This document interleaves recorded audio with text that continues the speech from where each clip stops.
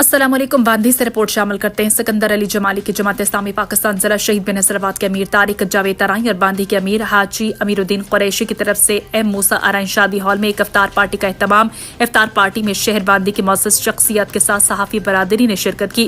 इफ्तार party से जमात इस्लामी जिला शहीद बिन नसराबाद के जिला अमीर तारिक जावेद तराई ने जमात इस्लामी की पाकिस्तानी अवाम की खदमात पर रोशनी डाली।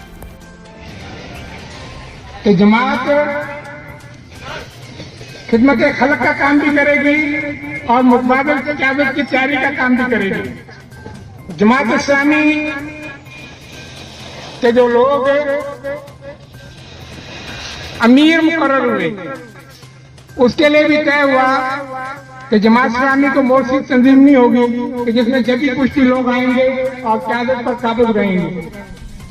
न कोई कौम परस्त तंजीम होगी, एक बाप जो है वही उसके ऊपर उसकी औलाद जो है वो काबिज रहेगी, उसी खानदान की लिमिटेड कंपनी होगी और खानदान जो है उसी में उनकी शहादत और क़यादत रहे।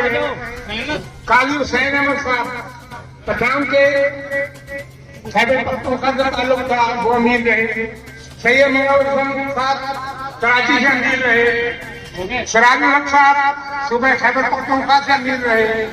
इसी तरह हाफिज नईमुर रहमान साहब कराची से हैं। जो